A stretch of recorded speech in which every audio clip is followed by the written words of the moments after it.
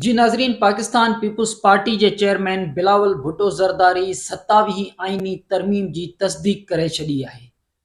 Pakistan Peoples party जे chairman Bilawal Bhutto Zardari पंहिंजे x account ते tweet account ते जेको बयान जारी कयो, उन में बिलावल भुट्टो जो इहो चवणु हो त वज़ीर आज़म शहबाज़ शरीफ़ पंहिंजनि मेंबरनि सां गॾु, यानी उहे काबीना जा मेंबर बि हुआ, मुस्लिम लीग नून जो वफ़द बि उनखे चई सघिजे थो, वज़ीर आज़म शहबाज़ शरीफ़ उन्हनि सां गॾिजी करे चेयरमैन बिलावल भुट्टो सां ऐं सदर आसिफ अली ज़रदारी सां, यानी पाकिस्तान पीपुल्स पार्टी जे अॻुवाणनि सां मुलाक़ात करे मंज़ूरी, यानी 27वीं आईनी तरमीम जी मंज़ूरी जे हवाले सां पीपुल्स पार्टी खां सपोर्ट घुरी वरिती आहे। पाकिस्तान पीपुल्स पार्टी जे चेयरमैन जो इहो चवणु हो त उन हवाले सां 6 नवंबर ते यानी ख़मीस वारे ॾींहुं शाम जो 6 वॻे इहो जेको इजलास आहे CEC जो, उहो पाकिस्तान पीपुल्स पार्टी तलब कयो आहे। CEC जे इजलास में पाकिस्तान पीपुल्स पार्टी फ़ैसिलो कंदी त आईनी 27वीं आईनी तरमीम जे हवाले सां हुकूमत खे सपोर्ट ॾिजे या न ॾिजे। बिलावल भुट्टो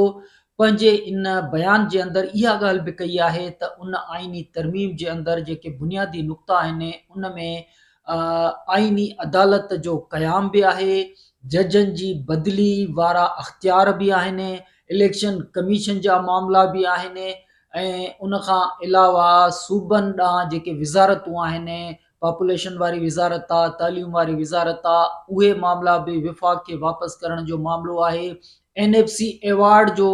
मामलो बि आहे इन जे अंदरि, त सूबनि जो जेको सूबनि जो इन हवाले सां जेको अख़्तियार आहे, उनखे घटाइण जो मामलो, यानी तहफ़ुज़ जेको आहे उनखे ख़तमु करण जो मामलो बि शामिल आहे, जॾहिं त आर्टिकल 243 वारो मामलो बि इन जे अंदरि ज़ेर बहस आहे। बिलावल भुट्टो साहब पंहिंजे ट्वीट अकाउंट में इहो ज़िक्र कयो आहे, जंहिंखां पोइ हींअर पूरे मुल्क जे अंदरि 27वीं तरमीम जेका कुझु ॾींहं अॻु ताईं उन जे हवाले सां चयो पियो वियो त अहिड़े क़िस्म जी का बि ॻाल्हि कोन्हे, तरदीद हर तरफ़ खां कई पे वई, पर बावजूदि इन जे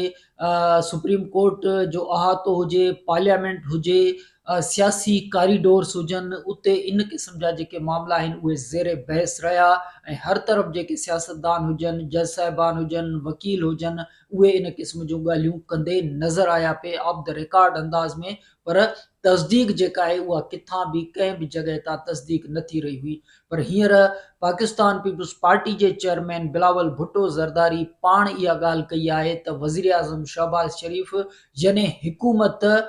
पीपुल्स पार्टीअ खां सपोर्ट घुरी आहे त 27वीं आईनी तरमीम जी मंज़ूरी जे लाइ पीपुल्स पार्टी सपोर्ट करे। हाणे पीपुल्स पार्टी जी सपोर्ट खां सवाइ त आईनी तरमीम नथी थी सघे, छो जो इन खां अॻु में जेका 26वीं आईनी तरमीम आई हुई त उन में मौलाना फज़लुर रहमान जे 8 वोटनि जी इंतिहाई अहमियत हुई, उन्हनि खां सवाइ आईनी तरमीम न पई थी सघे। पर हींअर जेका सूरत हाल आहे, क़ौमी असम्बली जे अंदरि मख़सूस सीटुनि जे फ़ैसिले खां पोइ, सुप्रीम कोर्ट जे मख़सूस सीटुनि जे फ़ैसिले खां पोइ, हाणे मौलाना फज़लुर रहमान जे वोटनि जी शायदि एतिरी ज़रूरत न आहे, पर पाकिस्तान पीपुल्स पार्टी जे वोटनि खां सवाइ आईनी तरमीम करणु इंतिहाई नामुमकिन आहे। तंहिं करे पीपुल्स पार्टी खां सवाइ इहो मुमकिन आहे त आईनी तरमीम जेका आहे 27वीं आईनी तरमीम, उहा क़ौमी असम्बली या सेनेट या पार्लियामेंट जे अंदरि उन जी मंज़ूरी जो मरहलो जेको आहे उहो मुकमल थी सघे। उन करे वज़ीर आज़म शहबाज़ शरीफ़ पाकिस्तान पीपुल्स पार्टी जे चेयरमैन बिलावल भुट्टो सां, आसिफ ज़रदारी साहब सां इहा मुलाक़ात करे उन्हनि खां सपोर्ट घुरी आहे। हाणे मामिलो इहो आहे त पाकिस्तान पीपुल्स पार्टी जे चेयरमैन, यानी पीपुल्स पार्टी जेका इन खां अॻु में इन मामले ते उनजो को बि बयान साम्हूं न अची रहियो हो, हाणे पार्टी जे चेयरमैन जी सतह ते इहो जेको एक्स ते या ट्वीट ते उन्हनि इहो बयान जारी कयो आहे त 27वीं तरमीम जे हवाले सां पीपुल्स पार्टी खां सपोर्ट घुरी वई आहे। पीपुल्स पार्टी पंहिंजी पॉलिसी तय करण जे हवाले सां CEC जो इजलास तलब कयो आहे 6 नवंबर ते, छो जो सदर आसिफ अली ज़रदारी मुल्क खां ॿाहिरि यानी दुआ में आहिनि, उहे वापसि ईंदा। CEC जे इजलास में इहो तय कयो वेंदो त पाकिस्तान पीपुल्स पार्टी उनजी सपोर्ट करे या न करे, या जहिड़ो बि line of action Pakistan Peoples Party इन हवाले सां तय करे। हाणे सूरत हाल इहा आहे त पाकिस्तान पीपुल्स पार्टी जे चेयरमैन बिलावल, छो जो पार्टियूं त ॿियूं बि आहिनि न, मुस्लिम लीग नवाज़ त इन हवाले सां तस्दीक करण खां सवाइ, छो जो ईअं महसूस थिए थो त उन्हनि खे बि हैरत थी आहे त पाकिस्तान पीपुल्स पार्टी जे चेयरमैन बिलावल भुट्टो ज़रदारी आख़िर इन क़िस्म जी जेका ॻाल्हि छो कई, यानी इन क़िस्म जो बहस जेको आहे या इन क़िस्म जो जेको बयानु आहे उहो अवाम ताईं छो पहुचायो। इन मामले जे हवाले सां हुकूमत यानी वज़ीर आज़म शहबाज शरीफ़ जेको मुलाक़ात करे पियो बिलावल भुट्टो सां, सदर आसिफ अली ज़रदारी सां, त उन्हनि पाण इन क़िस्म जो बयानु जेको आहे जारी छो न कयो, या इहो बहस जेकॾहिं मौजूदु हो त इहो बहस उनखे मीडिया मार्फत पब्लिक ताईं पहुचाइण जी ज़िम्मेवारी उन्हनि छो पूरी न कई। उन्हनि जी बि पार्टी आहे मुस्लिम लीग नवाज़, उन्हनि वटि बि सूबो आहे पंजाब, मरियम नवाज़ साहिबा उते हुकूमत कनि थियूं। त इहो मामलो आख़िर पाकिस्तान पीपुल्स पार्टी जे चेयरमैन बिलावल भुट्टो ज़रदारी ज़रूरी छो सम्झो त उहे बयान जारी कनि 27वीं आईनी तरमीम जी मंज़ूरी जे हवाले सां, जेका उन्हनि जे साम्हूं जेको बि ड्राफ्ट रखियो वियो आहे या जेकी बि मामला रखिया विया आहिनि। त इन जो हिकिड़ो सबबु ज़ाहिर आहे त इहो ई आहे त हीउ जेको मामलो आहे, इन मामले में पाकिस्तान पीपुल्स पार्टी स्टेक ते आहे।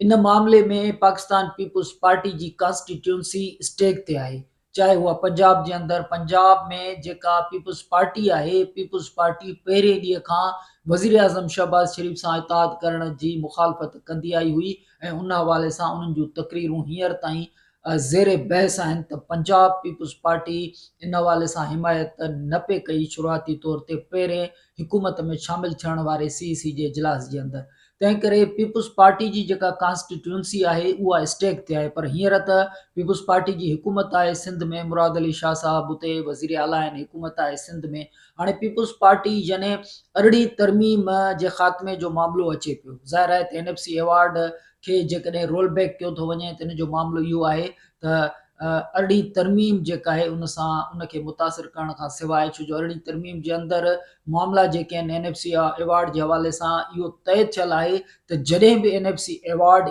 ईंदो त उन में इज़ाफ़ो थींदो, उन में घटिताई न थींदी। यानी जेकॾहिं 100 रुपया बि कंहिं सूबे खे मिलनि था त उहे 101 रुपया त थी सघनि था, उहे 99 रुपया न थींदा। त इन जो मक़सदु आहे आईनी तक़ाज़ा आहे त जॾहिं बि NFC अवार्ड ईंदो त सूबनि जो जेको माली जेके वसीला आहिनि उन्हनि में इज़ाफ़ो थींदो, उन्हनि में घटिताई न थींदी। तंहिं करे हाणे जॾहिं उन में तरमीम यानी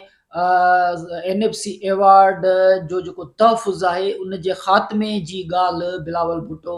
ज़रदारी साहब कनि पिया, त इन जो मक़सदु आहे त हाणे NFC अवार्ड रोल बैक थींदो। NFC अवार्ड जेकॾहिं रोल बैक थिए थो त इन जो मक़सदु आहे त अरिड़हीं आईनी तरमीम खे रोल बैक करण जो मामलो आहे। तंहिं करे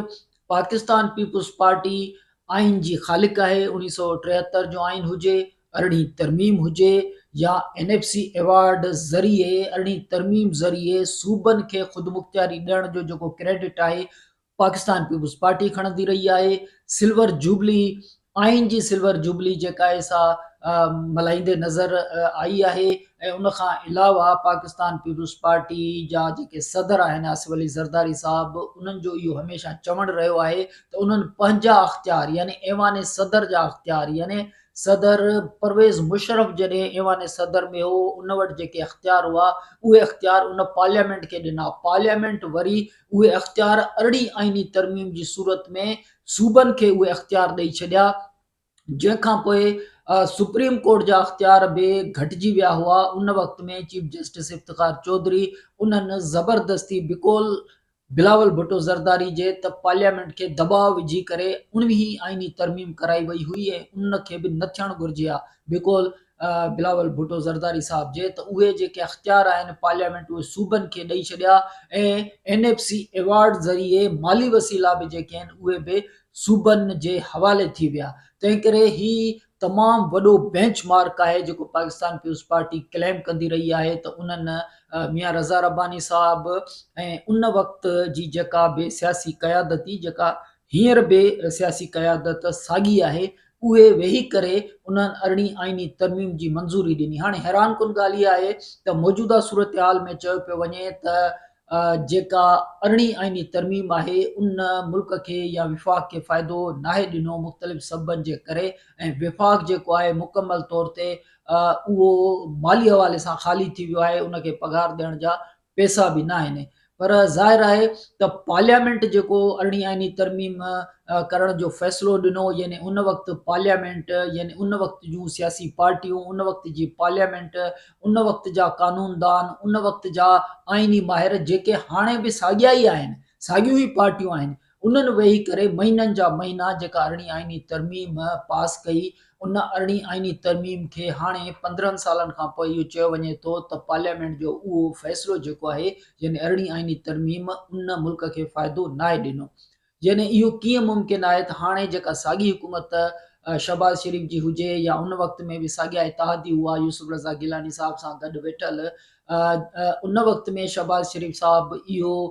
क्रेडिट खणंदा हुजनि त असां पंहिंजा जेके वसीला आहिनि उन्हनि में कटौती करे NFC अवार्ड खे गवादर में वेही करे असां ॿियनि सूबनि खे माली वसीला वधाए उन्हनि खे ॾिनासीं। त हाणे उहो फ़ैसिलो जेको आहे उन खे घटाइण जो फ़ैसिलो उहो छो, जेको 15 साल अॻु में जेका पार्लियामेंट जी जेका राय हुई, उहा राय जेका आहे ग़लति कीअं साबित थी सघे थी। ऐं इन सॼे मामले में पाकिस्तान पीपुल्स पार्टी जेकॾहिं अरिड़हीं तरमीम खे रोल बैक करे थी ऐं अरिड़हीं तरमीम ते कयल महिनत खे वापसि वठे थी, NFC अवार्ड यानी जेको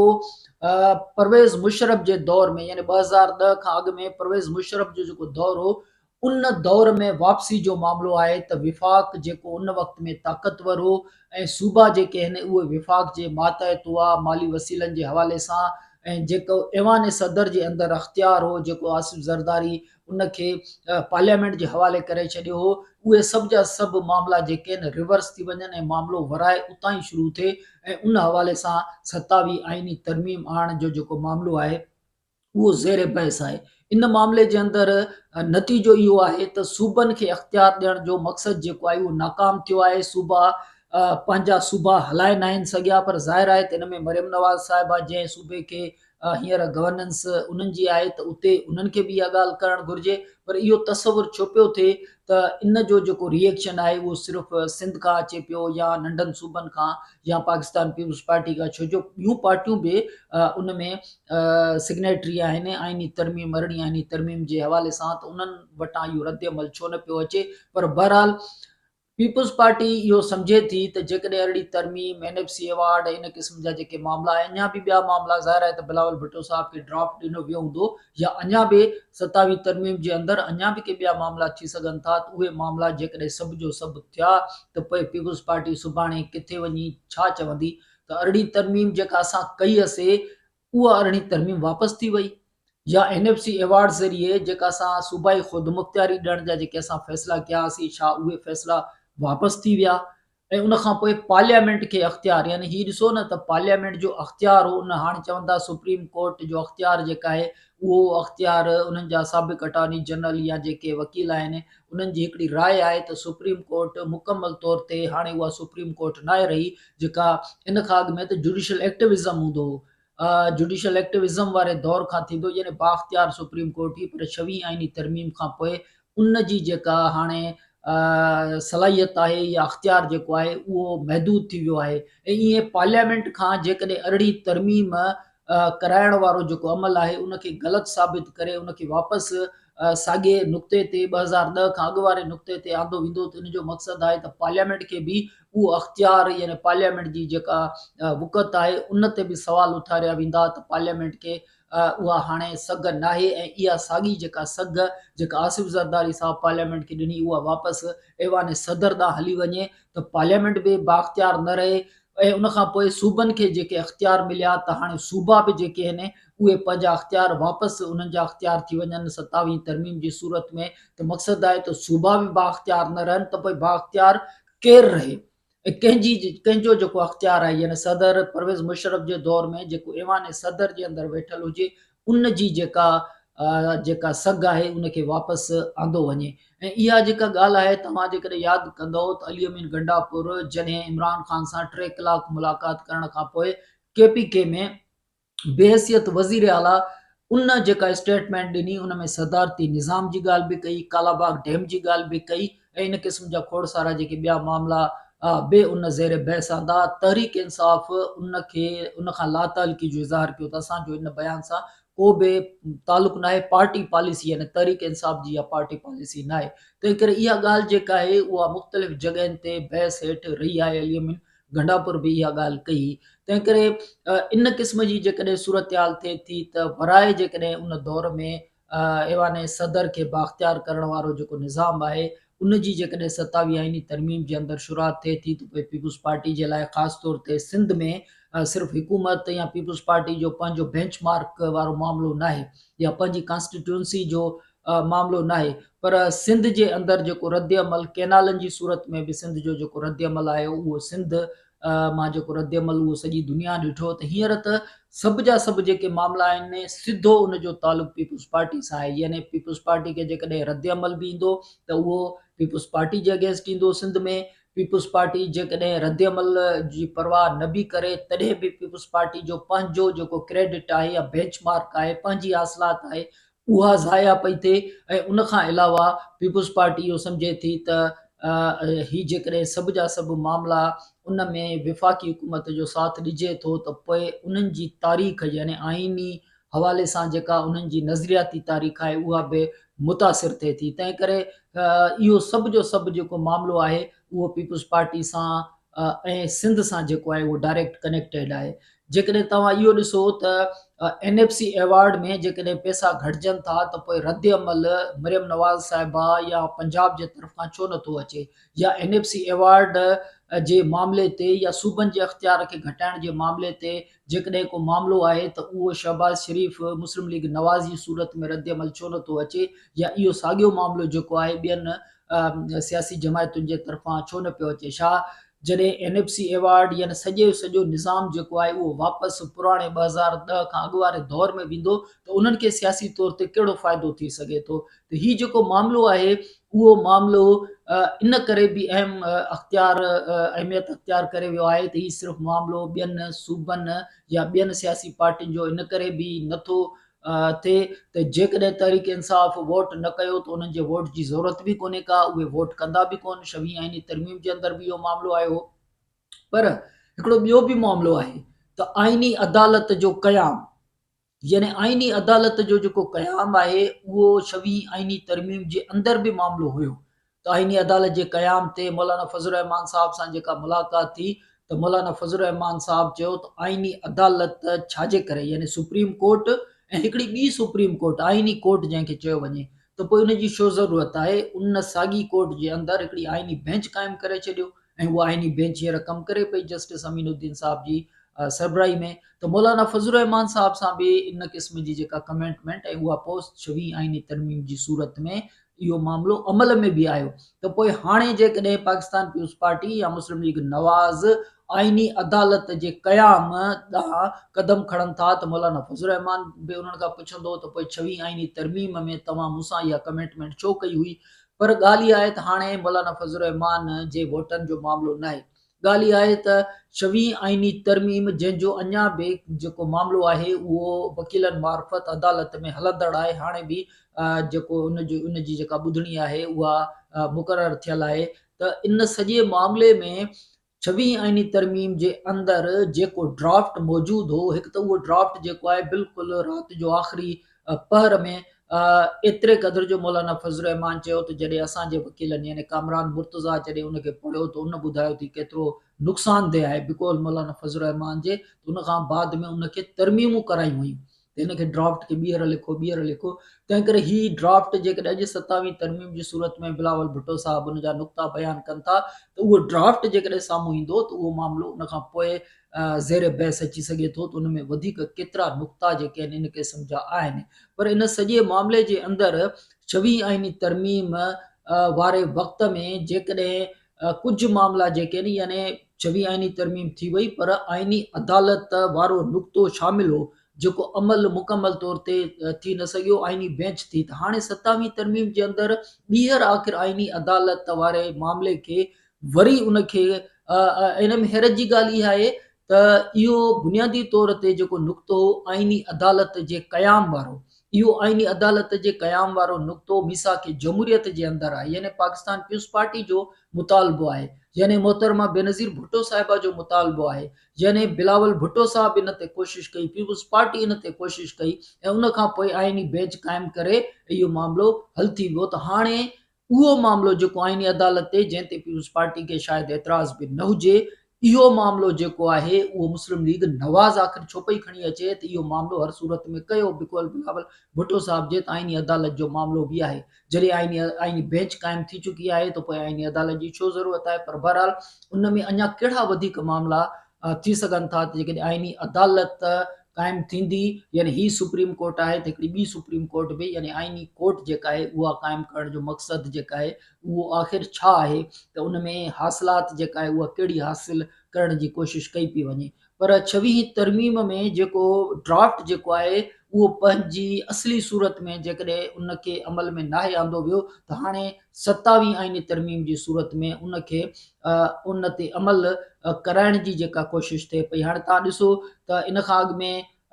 मुस्लिम लीग नवाज़ खे या क़ौमी असम्बली में मौलाना फज़ल रहमान जे 8 वोटनि जी ज़रूरत हुई, पर हाणे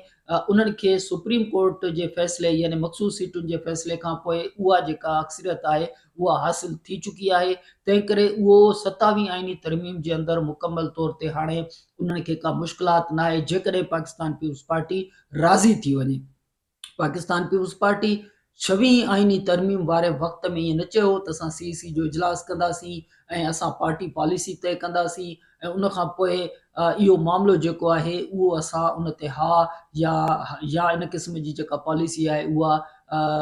बयानु कंदासीं, या इन सॼे मामले में ईअं बि कोन थियो त पाकिस्तान पीपुल्स पार्टी जे चेयरमैन बिलावल भुट्टो ज़रदारी ट्वीट कयो हो या बयानु जारी कयो, पर उन त लीड किरदार तौरु 26 आईनी तरमीम खे मंज़ूर कराइण जे हवाले सां पंहिंजो किरदारु अदा कयो। पर 27 तरमीम पाकिस्तान पीपुल्स पार्टी जे लाइ, उन जे बयानीअ जे लाइ, उन जे तारीख़ी नज़रियात जे लाइ, उन जी कॉन्स्टिट्यूंसी जे लाइ, सिंध सूबे जे लाइ, विफ़ाक़ खे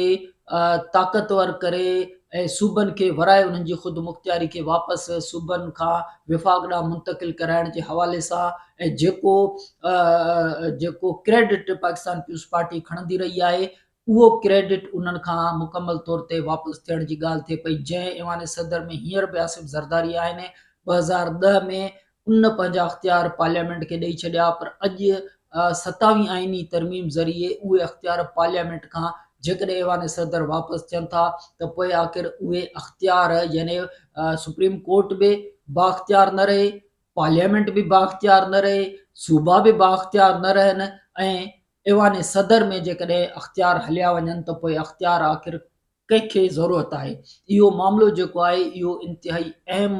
बहस में हाणे शामिल थी चुको आहे ऐं इन हवाले सां ज़ाहिर आहे त पाकिस्तान पीपुल्स पार्टी हाणे इन सॼे मामले खे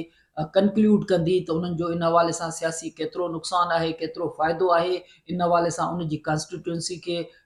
केतिरो धकु रसंदो, नज़रियाती तौर ते पाकिस्तान पीपुल्स पार्टी खे केतिरो नुक़सानु, उन्हनि जे मंशूर खे केतिरो नुक़सानु थिए थो। जीअं मूं चयो त आइन जे आईनी अदालत जे क़याम जो मामिलो हुजे, इलेक्शन कमीशन जो मामिलो हुजे, बल्दियाती चूंडुनि जो मामिलो हुजे या बल्दियाती इलेक्शन जो मामिलो हुजे या बल्दियाती हुकूमत जो मामिलो हुजे या इन खां अलावा जजनि जे ट्रांसफ़र करण जो मामिलो हुजे, इहे शायदि एतिरा मामला संजीदा या इन में हिसास नोयत जा मामला पीपुल्स पार्टी खे नज़र न ईंदा हुजनि, छो जो मीसाक जमहूरियत जे अंदरि उन्हनि जो ज़िक्र आहे। पर NFC अवार्ड, अरड़ी तरमीम ऐं इन क़िस्म जा जेके मामला आहिनि, इन क़िस्म जे मामलनि ते पाकिस्तान पीपुल्स पार्टी जी पंहिंजी सियासी जेका तारीख़ आहे, नज़रियाती तारीख़ आहे, उन्हनि जी कॉन्स्टिट्यूंसी आहे, पाकिस्तान पीपुल्स पार्टी जी सियासत आहे, उहा सभु जो सभु स्टेक ते आहे। हाणे ॾिसजे त पाकिस्तान पीपुल्स पार्टी इन हवाले सां कहिड़ो फ़ैसिलो करणु वञे पई।